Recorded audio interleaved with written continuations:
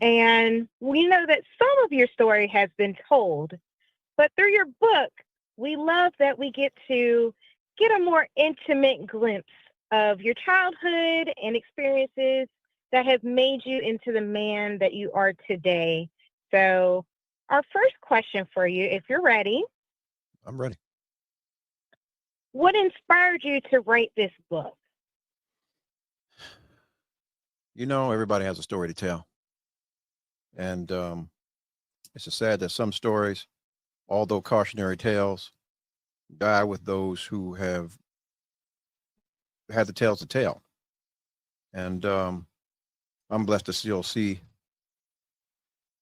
the other side of the things that actually occurred that made up my life. So I was inspired by myself and the triumphs, the trials, the tribulations, and everything else. Also, the fun I had, and I'm still having. So why not?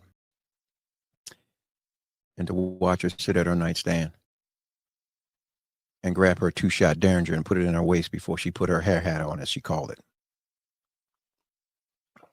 and also a Hawkbill knife. It was different times for them when they came up because it was just what it was in this country. But let alone being black and owning something, she was a woman and owned something.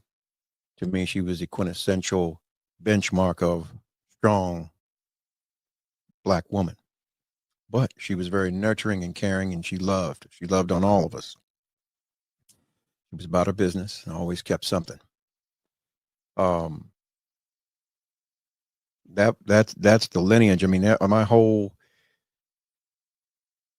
my ancestors, all of them were, how do I say it? They were hustlers. Shit. I mean, they hustled life. I mean, and it kind of the same sense that most do it now, but you're talking about then where you actually were able to see your money. You know, the only real estate that they didn't own like most own now is a plot of land to be buried in. They owned it. They had land. They had things, whether or not they ran numbers, sold dinners, uh, uh, uh you know, like in World War II. My great grandmother, she built torpedoes. She worked in the torpedo factory, you know. Um, but at the same time, she had other things going on. She was plugged in with the banker. She was plugged in with everybody in that town. And I know because hell, I ran errands for her. You understand? Without putting it all out there, you got to read it to get a better understanding of what I'm talking about. But yeah, I mean, to see it up close and personal and get instruction from the individual who's actually running their own operation or their own situation grooms you for the things that are to come. So, yeah, I learned very, very early on based on her drive and her ethics and the way she lived her life that, yeah, you got to get it real early.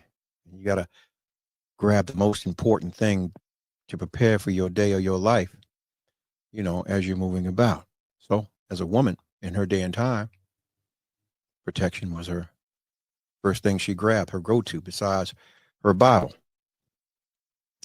And I operate the same way. Rather have it and don't need it than to need it and not have it. Mm. Do you think a young woman had a part to play in that?